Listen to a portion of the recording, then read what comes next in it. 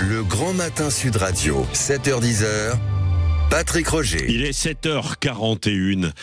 Les patrons, les chefs d'entreprise, comme beaucoup de salariés, interpellent Emmanuel Macron pour lui dire « Mais attendez, où va-t-on ? Que va-t-il se passer ?» Nous sommes avec Laurent Vronsky, patron de PME, directeur d'Hervor, une entreprise qui compte une 50aine de salariés, secrétaire général de Croissance Plus, une association d'entrepreneurs. Laurent Vronsky, bonjour.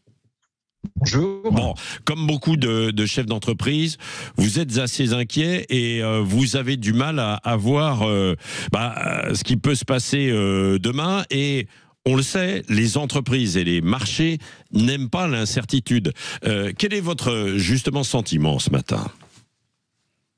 Alors, je voudrais simplement préciser que tout ce qui se passe actuellement en France intervient au plus mauvais moment au niveau international, au niveau de l'économie mondiale et au niveau de la géopolitique.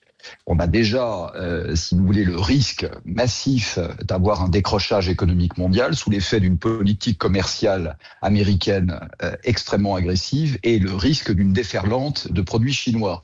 Et comme si ça ne suffisait pas, on a également des risques politiques majeurs, le retour de la guerre en Europe, la guerre au Moyen-Orient. Donc on a déjà un niveau d'incertitude en dehors des petits problèmes purement hexagonaux et du cirque actuel, qui est déjà, si vous voulez, maximum. Donc la dernière chose dont on avait besoin en plus, par rapport à ces éléments qui sont très difficiles à gérer pour la plupart des entreprises, c'est d'avoir des problèmes qui ne touchent finalement que notre pays. Ouais. Oui, parce que il y a cette situation internationale que vous avez décrite, et puis en France, on manque de cadres, et ou alors on en a trop. Hein, d'ailleurs, ce que disait tout à l'heure quelqu'un, on a trop de normes, etc. Déjà, ça paralyse des secteurs. C'était le cas de l'immobilier. Vous, dans le cas des entreprises et avec l'ensemble des associations, de l'association des entrepreneurs, vous avez du mal peut-être à avoir de nouvelles commandes, à savoir ce qu'il faut faire, vous-même investir, parce que vous ne savez pas à quelle sauce vous allez être mangé, quoi. C'est ça, en quelque sorte, non ?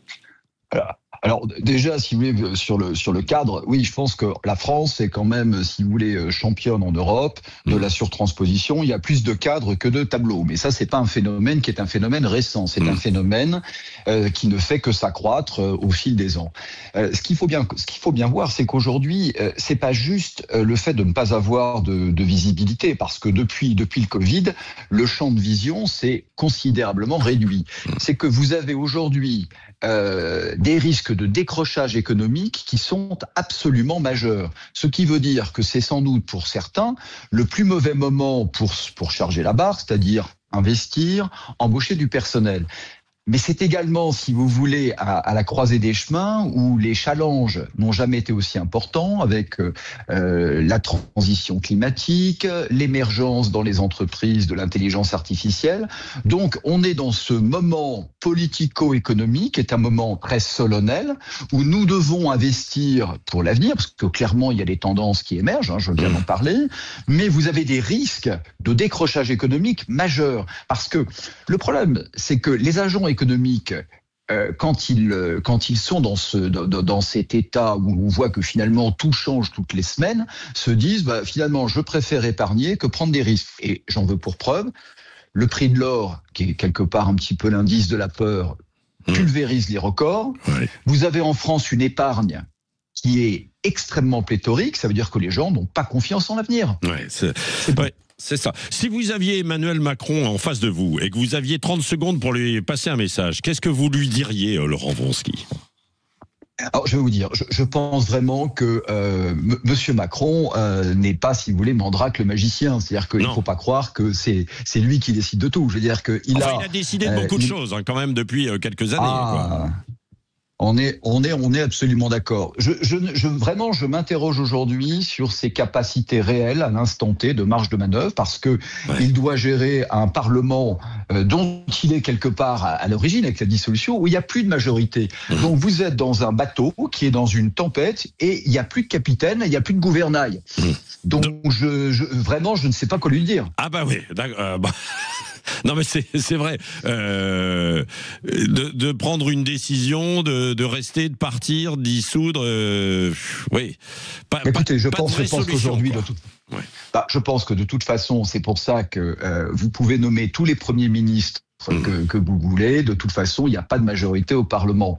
Donc, dans cet état de fait, soit vous continuez à changer de Premier ministre toutes les semaines et on va arriver péniblement à l'échéance électorale de 2027 où il va y avoir une espèce de master reset, soit vous prenez le taureau par les cornes et puis je dirais vous faites les dissolutions et les démissions maintenant. Ouais, voilà, c'est ça. Merci voilà, en tout cas. C'est la seule chose. Oui. Merci Laurent Wronski, patron de PME Hervor, hein, c'est une 50aine de salariés. Absolument. Je crois que vous êtes dans le secteur de la fabrique des compresseurs d'air. Je le dis au passage, c'est pas de la pub, mais je le dis parce que vous prenez la parole et vous êtes secrétaire général de Croissance Plus, association des entrepreneurs. Merci d'avoir été avec nous ce matin sur Sud Radio.